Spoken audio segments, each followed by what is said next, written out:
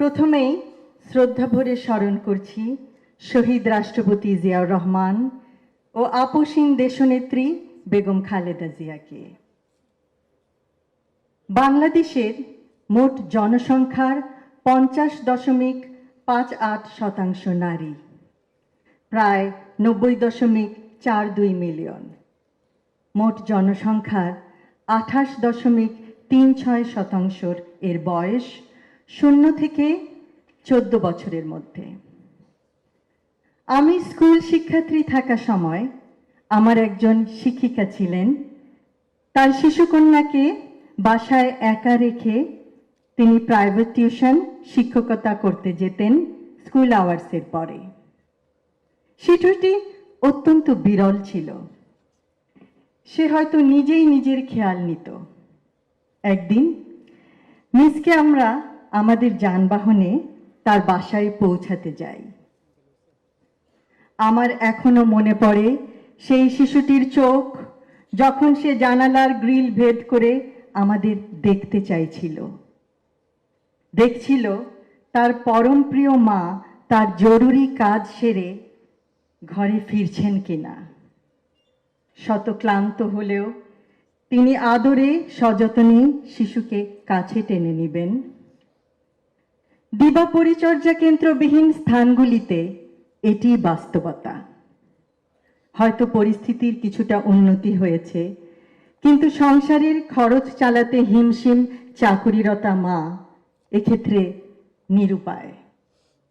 123টি child development centre এ 7360টি শিশু পরিচর্যা পাবে, যা মোট শিশু জনসংখ্যার 0.034%।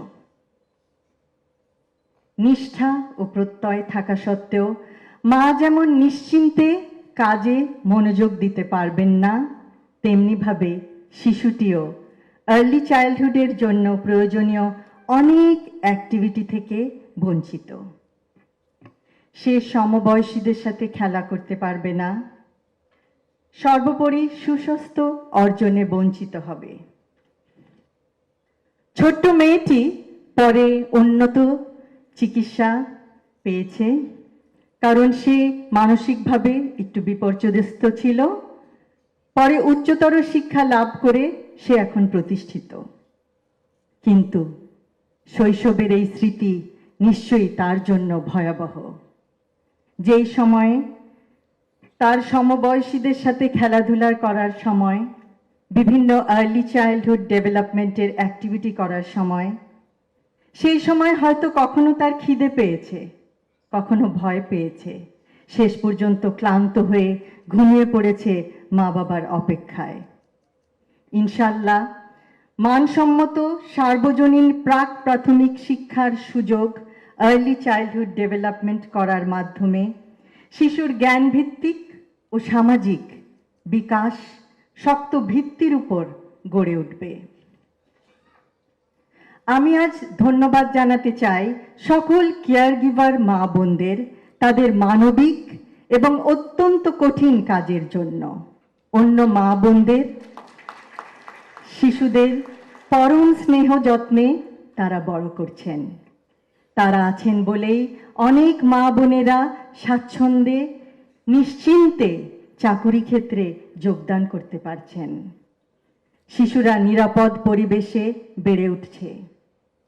শৈশব জীবনের অত্যন্ত গুরুত্বপূর্ণ একটি অধ্যায়।